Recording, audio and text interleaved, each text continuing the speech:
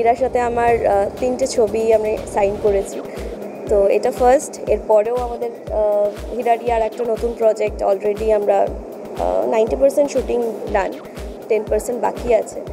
তো ভালোই লাগছে, নতুন বছরে দুজনের একসাথে কাজ আসছে। স্বর্ণশিখরের পরিচালনায় নতুন সাইকোলজিক্যাল থ্রিলার ধর্মী ছবি তেতো সম্প্রতি হয়ে গেল সেই ছবির ট্রেলার লঞ্চ। কেমন ছিল সেই ইভেন্ট দেখে নিন।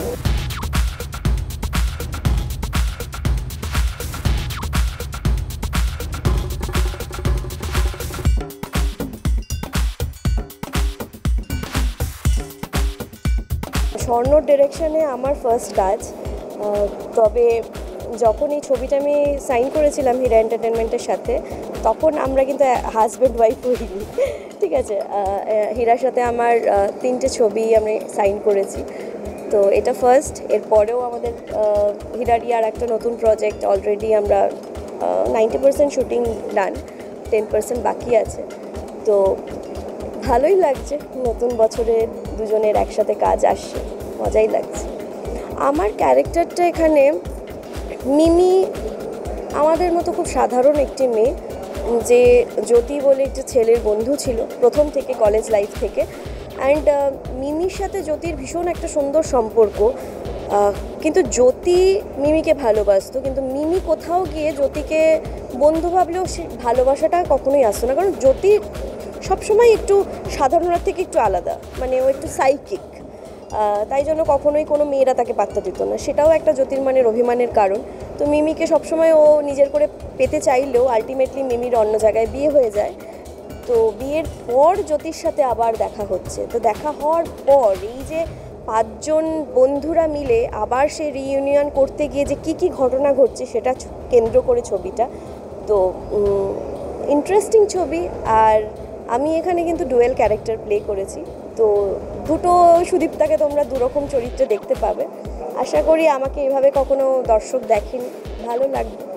ছবির নাম তেতো কারণ দুটো কারণে, একটা কমার্শিয়াল থট, আর একটা ছবির সঙ্গে এটা খুব যায় নামটা। কমার্শিয়ালটা আগে বলি, সেটা হচ্ছে ধরো তোমার আজকে ছবিটা ভালো লাগলো সিনেমা হলে গিয়ে, তো তোমার ভালো লাগার পর তুমি ডেফিনেটলি যদি 2 সপ্তাহ পর কোনো বন্ধুকে বলতে চাও বা তোমার পরিবারকে বলতে চাও যে একটা ছবি দেখলাম খুব ভালো লাগে, নামটা যেন কী ছিল, তো সেইটা তেতোতে হবে না। তেতো is a very common word, তো তেতো একবার দেখলে তেতো নামটা উচিত কারোর ভোলার না। আর দ্বিতীয় কথা হচ্ছে, এইটা যে মুখ্য চরিত্র জ্যোতির্ময়, জ্যোতির্ময়ের কিছু মানসিক জিনিসগুলোকে আমরা তুলে ধরার চেষ্টা করছি এবং তিক্ত কিছু থটস অ্যান্ড প্রসেস, তো সেই জন্যই ছবিটার নাম তেতো। তেতো যেমন এই যে নামটা অদ্ভুত লাগে না, তেতো কেন? সবাই তো অনেক কিছু ভালোবাসে, তেতো কেন? আসলে আমাদের যে সমাজটা যেখানে আমরা বাস করে থাকি, এখানে কিছু মানুষ আছে যারা কাউকে যদি একটু উইক দেখে থাকে, দেখলেই ওকে ডমিনেট করার চেষ্টা করে। আর এই ডমিনেশনটা বুঝতে পারে না, যে ডমিনেট হচ্ছে সে কিন্তু আস্তে আস্তে ডিপ্রেশনে যাচ্ছে, আর যে ডমিনেট করছে সে কিন্তু পাওয়ারফুল ফিল করছে নিজেকে। এই যে জার্নিটা যেখান থেকে একটা মানুষকে ডমিনেট করা হয়, ওর যে স্ট্রাগলটা, ওই জার্নিটা হচ্ছে তেতো। আর এরপরে যেটা বলবো যে হ্যাঁ, এরপরে যেটা জানতে যদি চান তো প্লিজ হলে এসে ছবিটা দেখুন, কারণ আমি এত করে আপনাকে পুরোটা বোঝাতেই পারবো না। অদ্ভুত কনসেপ্টে একটা ছবি, স্বর্ণশিখরের লেখা, খুব ভালো কনসেপ্ট, আপনারা প্লিজ হলে আসুন। তেতো মুক্তি পাচ্ছে 3rd মে তেতো মুক্তি পাচ্ছে, এবং আমরা সবাই খুব এক্সাইটেড। এটা আমার 2য় নম্বর ছবি। প্রথম ছবি ছিল আমার একলা মঞ্চে, হীরা এন্টারটেনমেন্টসের মাধ্যমে রিলিজ হয়েছিল ছবিটা। তেতো যেহেতু একটু অন্য ধরনের ছবি, একটু সাইকোলজিক্যাল থ্রিলার, ক্লাইম্যাক্সটা নিয়ে আমি খুব এক্সাইটেড যে দর্শক ক্লাইম্যাক্সটা নিয়ে কী বলবে। আই এম প্রিটি শিওর ক্লাইম্যাক্সটা কেউ প্রেডিক্ট করতে পারবে না। তোমরা সবাই ট্রেলার দেখলে তোমরা একটা দেখো, ইউজুয়ালি ট্রেলার দেখার পর একটা আইডিয়া হয়ে যায় যে আচ্ছা কী ধরনের হতে চলেছে ছবিটা, বাট সেই ধরনের ছবিটা নয়।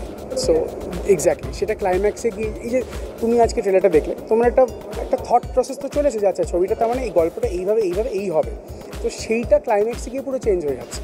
তো সেইটাই আমার কাছে একটা বড় চ্যালেঞ্জ। প্রচুর রিসার্চ হয়েছে ক্লাইম্যাক্স নিয়ে, আমরা অনেক কারেকশন করেছি। So let's hope for the best. দেখা যাক দর্শকদের কেমন লাগে। এই ছবির ট্রেলারে চোখ রাখলে বোঝা যাবে ছবির শুটিং হয়েছে মূলত পাহাড়ের কোলে। এই ছবিতে অভিনয় করেছেন রাজেশ শর্মা, দেবেশ রায়চৌধুরী, সুদীপ্তা চক্রবর্তী সহ আরও অনেকে। এরকম আরও অনেক আপডেটের জন্য চোখ রাখুন মিউজিক বাংলায়। এনজয় সারাদিন।